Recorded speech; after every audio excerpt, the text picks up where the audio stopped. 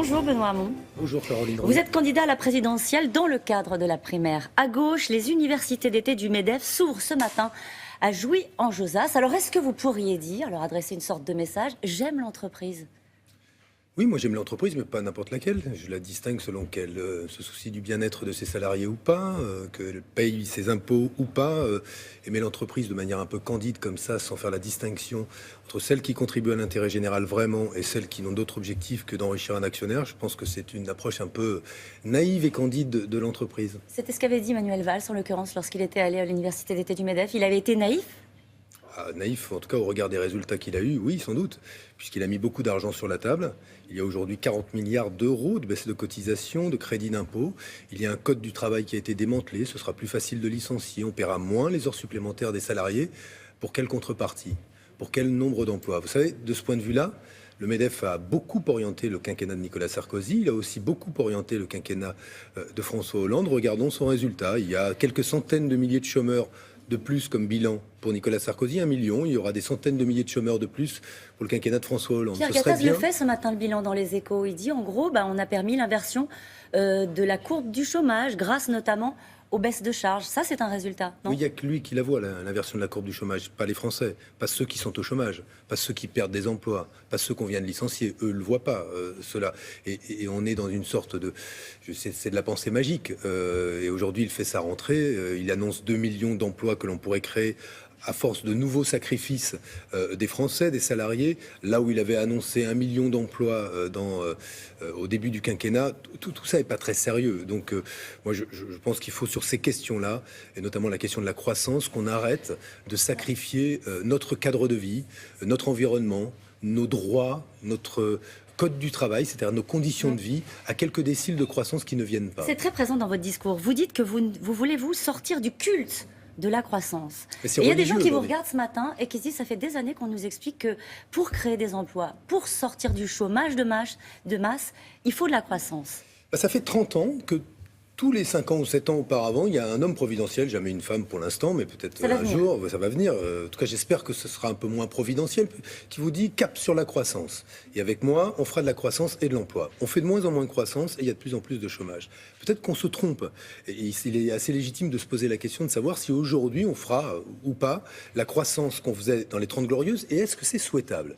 Est-ce que c'est souhaitable qu'on continue aujourd'hui à brûler nos ressources naturelles, à brûler aujourd'hui tout ce qui fait notre cadre de vie, à brûler nos droits sociaux, puisqu'aujourd'hui on nous dit on va faire de la croissance, mais pour qu'on en fasse, il faut que vous ayez moins de droits, il faut qu'on puisse vous licencier plus facilement, il faut que vous soyez moins payés. Alors comment on fait pour se sortir de cette spirale-là ? Aujourd'hui, je pense qu'il faut poser les questions économiques de manière radicalement différente.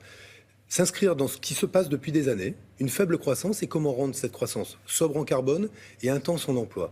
Ce qui pose des questions radicalement nouvelles sur l'entreprise, le rapport au travail, la protection sociale. Sur la protection sociale, par exemple, moi je suis favorable à ce qu'on crée un revenu universel d'existence. Universel, ça veut dire que tout le monde le percevrait. Ça libère de la dépendance au travail, ça permet demain de penser l'organisation de la société différemment, de reconnaître ce qu'est la valeur de l'action bénévole, de tout ce qui n'a pas de valeur marchande aujourd'hui. Il faut fixer un cap à une société. Celle-ci aujourd'hui ne fonctionne plus. Je ne vois pas très bien quel est le rôle de l'entreprise, puisqu'on parlait du MEDEF dans ce logiciel-là. On n'est pas obligé de parler que de l'entreprise. Elle joue un rôle important. Qui crée des emplois, qui crée des richesses. Qui en détruit aussi beaucoup. Et aujourd'hui, regardez ce qui se passe.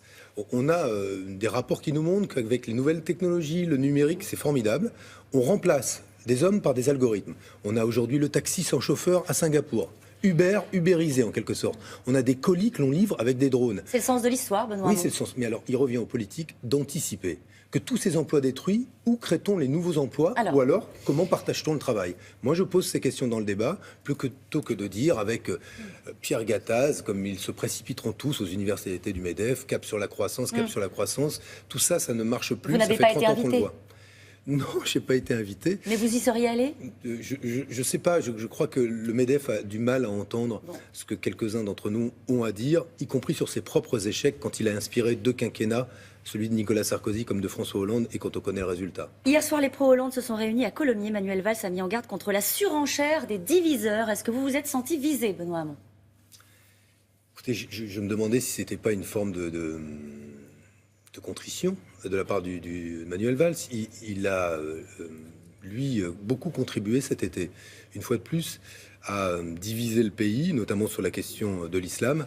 Et je vois là de sa part quelque chose d'assez curieux, une diversion un petit peu ridicule, à vouloir expliquer que ceux qui se sentent mal quand on ne parle que d'islam sont les diviseurs, quand en réalité, lui, comme Christian Estrosi, comme Nicolas Sarkozy, comme l'Armada des Le Pen, une fois encore a fait quoi? Les gens, le matin, quand ils se lèvent, ils se disent: est-ce que je vais garder mon travail? Est-ce que mon travail me paye assez? Comment est-ce que mes enfants vont pouvoir mieux vivre? Et on leur répond quoi? Burkini ou voile à l'université. Est-ce bien raisonnable? C'est Manuel Valls qui le répond, ça en l'occurrence. Oui, où en sont vos relations avec François Hollande, Benoît Hamon?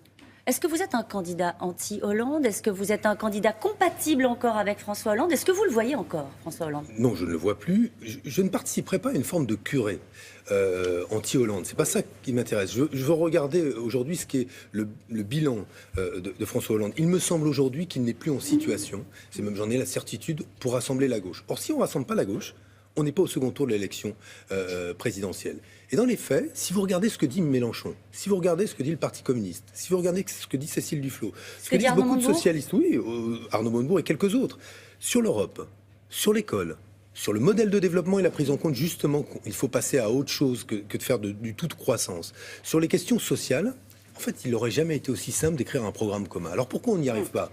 Pas parce qu'il y a des gauches irréconciliables sur le fond, parce qu'il y a des personnes irréconciliables, des gens qui se détestent. Et ben moi, j'espère qu'au-delà de ces détestations individuelles, on peut rassembler la gauche, et je pense être celui-là. C'est une main tendue à Arnaud Montebourg, par exemple?